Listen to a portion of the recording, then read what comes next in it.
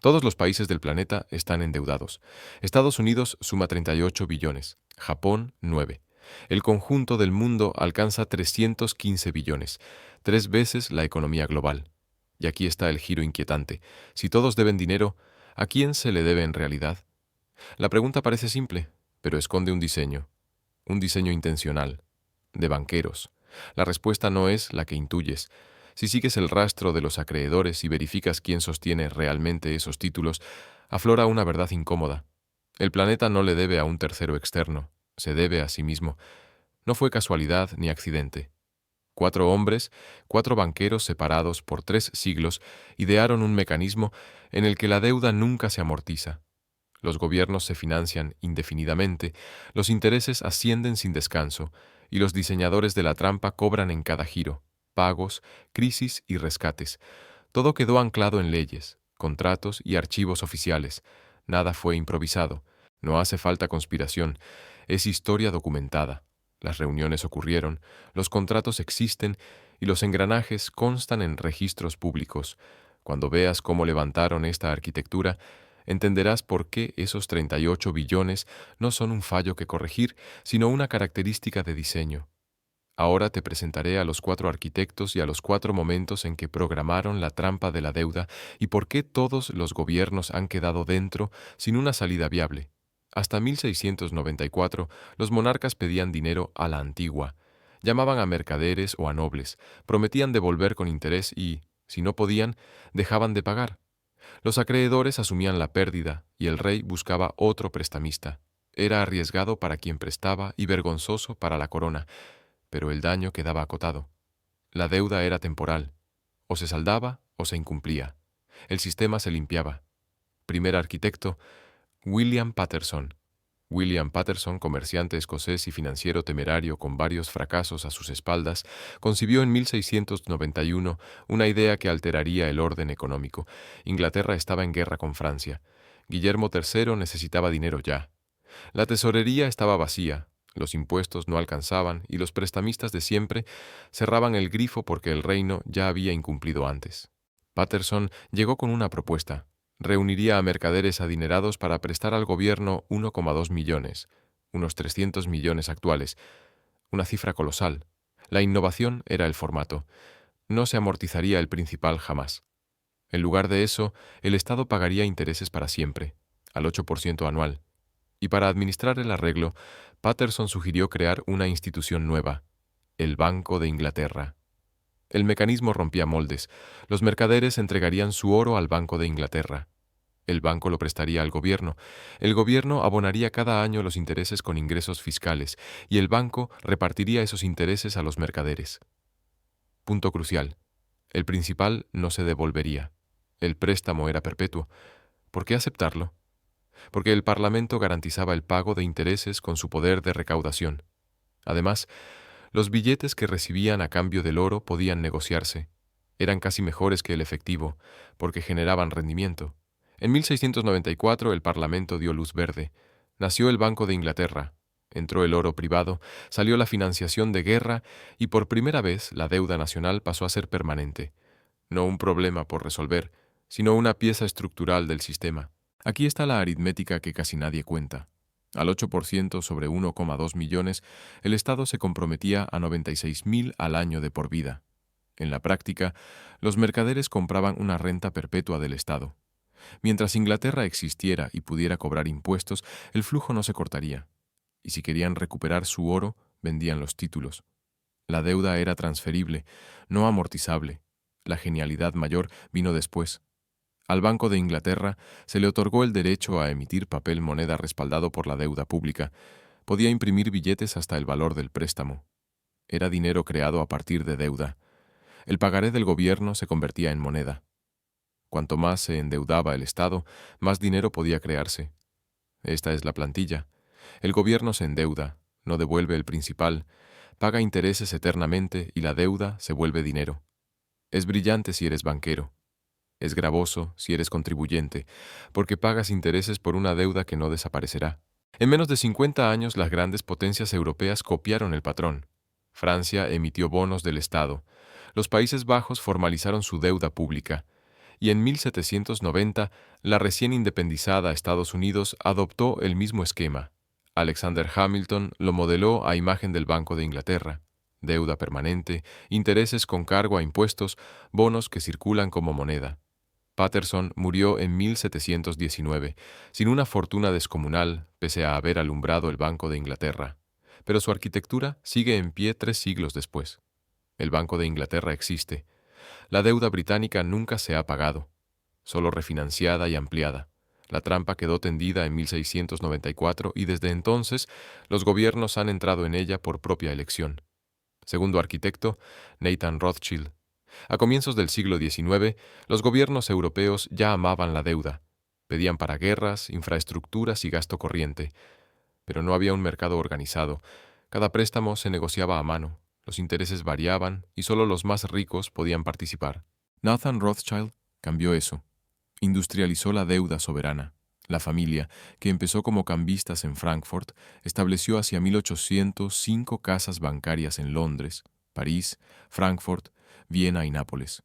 Una red sin precedentes que les permitía mover dinero por Europa más rápido que nadie. Con ello, dominaron la emisión de deuda de los estados. Durante las guerras napoleónicas, Nathan organizó préstamos para Gran Bretaña. Su innovación fue la estructura. En vez de prestar directamente al gobierno, compraba bonos públicos con descuento y los recolocaba entre inversores con margen. Creó un mercado secundario. El Estado recibía dinero de inmediato. Rothschild cobraba el spread y los inversores obtenían un activo negociable. Y fue más lejos. No solo financiaba a los gobiernos, se posicionó de modo que no tuvieran alternativa. En 1815, en la batalla de Waterloo, Nathan supo de la derrota de Napoleón antes que nadie en Londres. Su red de correos era más rápida que los canales oficiales. Usó esa información para mover el mercado de bonos. Primero vendió bonos británicos, insinuando derrota. Los precios cayeron. Otros vendieron presa del pánico.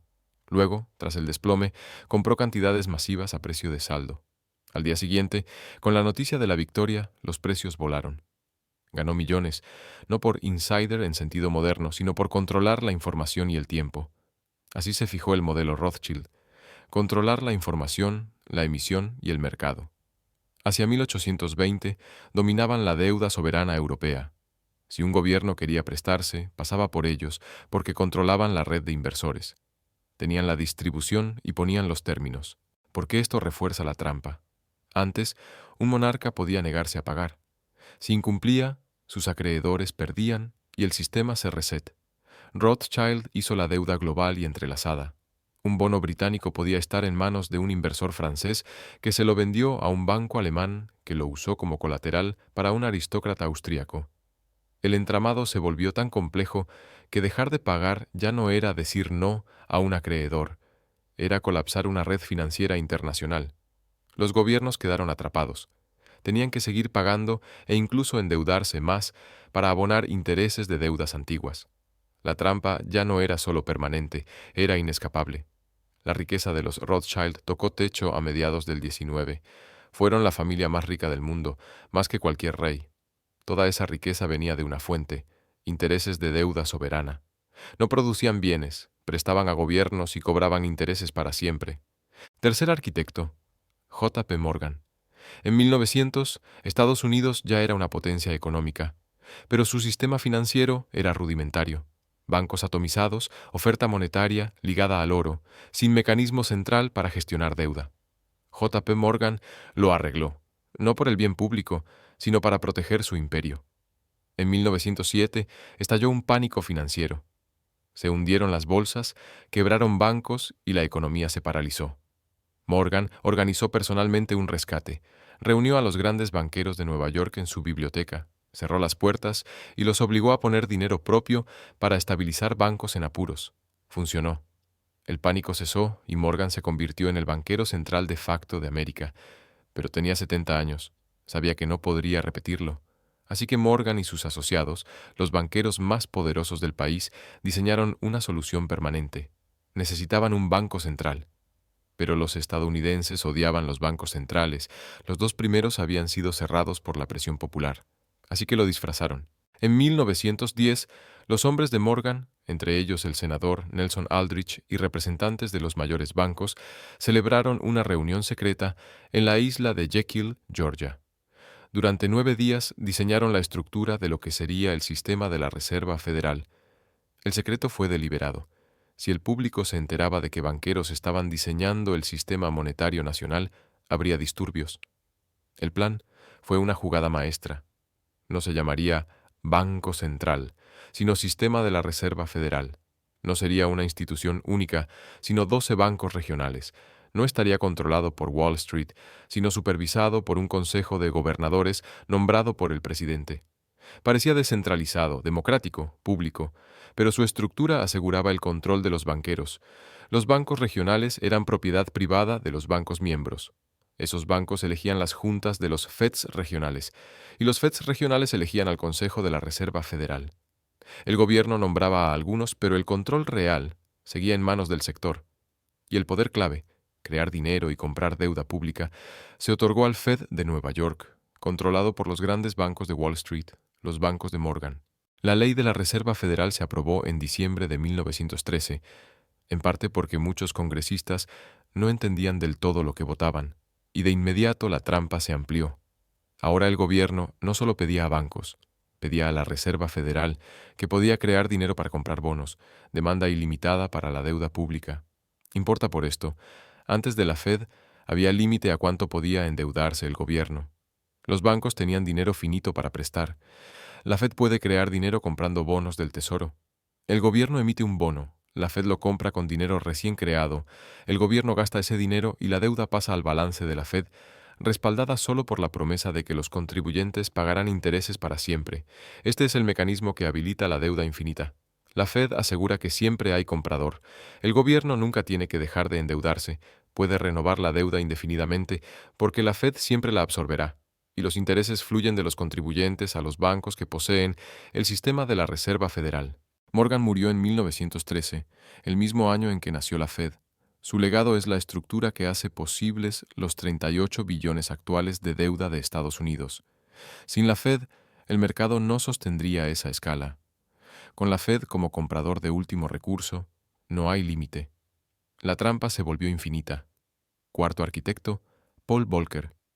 Para los años 70, la trampa de Patterson, Rothschild y Morgan funcionaba globalmente. Las naciones desarrolladas pedían, refinanciaban y pagaban intereses, pero en el mundo en desarrollo era distinto. Pedían para infraestructuras y muchas no podían seguir el ritmo de los pagos. La trampa se acercaba a su límite, hasta que Paul Volcker la hizo permanente. Volcker fue presidente de la Fed entre 1979 y 1987. Tenía un problema. La inflación superaba el 10%, la credibilidad de Estados Unidos se erosionaba y el mundo perdía fe en el dólar. Necesitaba frenar la inflación aunque provocara recesión. En 1979 elevó drásticamente los tipos. El Federal Funds Rate saltó del 11% al 20%, el más alto de la historia. La inflación cedió, sí, pero hubo otro efecto. Los países en desarrollo habían pedido miles de millones en dólares en los 70, con tipos bajos. Ahora tocaba pagar con tipos triplicados. México debía 80.000 millones, Brasil 60.000 millones, Argentina 40.000 millones. No podían pagar. Los intereses superaban sus ingresos por exportaciones. En agosto de 1982, México anunció que no podía cumplir. Default. Debería haber detonado un colapso financiero global. Los bancos estadounidenses habían prestado la mayor parte. Si México impagaba, Citibank, Bank of America, Chase Manhattan sufrirían pérdidas masivas. Algunos caerían. El sistema estaba en riesgo. Volcker podía haber dejado que el mercado depurara. Bancos asumen pérdidas, se limpia el sistema. No lo hizo.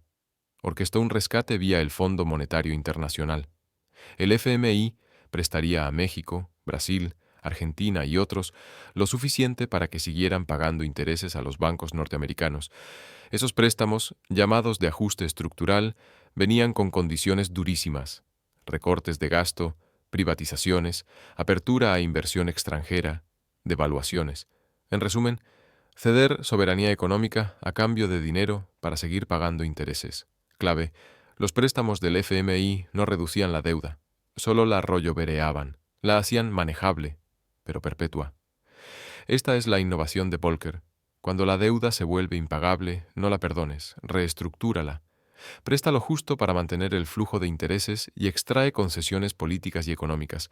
La trampa dejó de ser solo financiera, se volvió herramienta de control. Países que no podían pagar se veían forzados a abrir sus economías, vender activos y someter su política económica a cambio del privilegio de permanecer endeudados. El patrón se repite desde hace 40 años. Grecia en 2010, Argentina en 2001, Sri Lanka en 2022. Siempre lo mismo. Préstamos del FMI para seguir pagando intereses, austeridad impuesta, soberanía sacrificada y la deuda nunca eliminada, solo reestructurada y hecha perpetua. Volcker murió en 2019. Su legado es el mecanismo que garantiza que la trampa sea global e inescapable. Incluso cuando un país no puede pagar, no se le permite quebrar. Se le refinancia en endeudamiento permanente y los intereses siguen fluyendo a los mismos acreedores. Los mismos bancos, las mismas instituciones, el mismo sistema que Patterson creó en 1694. Empieza con el modelo de Patterson. El gobierno se endeuda, paga intereses para siempre, no amortiza el principal. Añade la innovación de Rothschild. Haz la deuda negociable globalmente para que no sea un solo acreedor, sino una red. El default se vuelve sistémico. Suma el mecanismo de Morgan. Un banco central que crea dinero para comprar deuda pública, demanda ilimitada para bonos estatales, incluye la trampa de Volcker. Cuando no pueden pagar, reestructura en lugar de perdonar, mantén el flujo de intereses. El resultado es lo que tenemos hoy. 315 billones de deuda global, pública, corporativa y de los hogares. Nada de eso se va a pagar. Todo paga intereses, todo está conectado por el sistema financiero. Un impago en cualquier parte amenaza con colapsar todas las partes. ¿Quién debe y a quién se paga? El gobierno de Estados Unidos emite 38 billones en deuda. ¿Quién la posee? Aproximadamente 20 billones están en manos del público estadounidense, fondos de pensiones, fondos de inversión, aseguradoras, bancos y la Reserva Federal. Compran bonos del Tesoro porque son el activo seguro, pero esos bonos pagan intereses, alrededor de 1 billón al año. Ese interés sale de impuestos. Los contribuyentes mandan dinero al gobierno. El gobierno se lo envía a los tenedores de bonos, y los tenedores son mayormente instituciones propiedad de los más ricos. Es una transferencia de los trabajadores al capital, cada año, para siempre. Los otros 18 billones se deben al propio gobierno, el Fondo Fiduciario de la Seguridad Social, el de Medicare. El gobierno tomó dinero de esos programas y lo gastó. Ahora se lo debe a sí mismo, pero en última instancia a los contribuyentes. Cuando la Seguridad Social necesite rescatar esos bonos, el gobierno tendrá que subir impuestos o endeudarse más para pagar. Es un juego de manos, pero el interés fluye. Pase lo que pase. Escálalo al mundo. Japón debe 9 billones, en su mayoría a instituciones japonesas y al Banco de Japón. Europa debe 14 billones, en su mayoría a bancos europeos y al BCE. China sostiene una elevada deuda interna en bancos estatales. Todos corren el mismo sistema y todos están interconectados. Japón posee treasuries estadounidenses. Estados Unidos sostiene deuda europea vía el FMI. Europa posee deudas de países en desarrollo a través del Banco Mundial. Es circular. Todos deben a todos, y los intereses fluyen hacia arriba, a las instituciones que gestionan la deuda. ¿Por qué no puede terminar? Si Estados Unidos pagara sus 38 billones, la oferta monetaria colapsaría, porque los dólares se crean cuando el gobierno se endeuda. Si amortizara la deuda, esos dólares desaparecerían. Deflación, depresión, colapso económico. Así que el gobierno no puede pagarla. Tiene que seguir emitiendo, renovando y pagando intereses. Lo mismo a escala global. Si todos los gobiernos saldaran su deuda, la oferta mundial de dinero se encogería en 2/3. No habría liquidez suficiente para comerciar. El sistema se atascaría. La deuda no es un error. Es estructural. Es necesaria por diseño. ¿Quién se beneficia? Las instituciones que poseen la deuda. BlackRock, Vanguard, State Street, Fidelity. Gestores de decenas de billones. Compran deuda pública con el dinero de otros. Pensiones, jubilaciones, primas de seguros y cobran el interés. Alrededor de 1 billón al año solo de la deuda de Estados Unidos, más los intereses de Japón, Europa, etc. Ese billón anual fluye de contribuyentes a tenedores de bonos. Es la mayor transferencia de riqueza de la historia, continua, estructural e invisible para la mayoría, porque no se llama impuesto, se llama servicio de la deuda, pero el mecanismo es el mismo. Trabajadores pagan, instituciones cobran y la deuda no disminuye. La verdad incómoda. Los cuatro arquitectos no conspiraron entre sí. Vivieron en siglos distintos, pero cada uno resolvió un problema de un modo que benefició a los banqueros, y cada solución se apoyó en la anterior. Patterson hizo la deuda permanente en 1694, Rothschild la hizo global hacia 1815, Morgan la hizo infinita en 1913, Volcker la hizo inescapable en 1982. Juntos construyeron un sistema en que los gobiernos se endeudan para siempre y pagan intereses eternamente.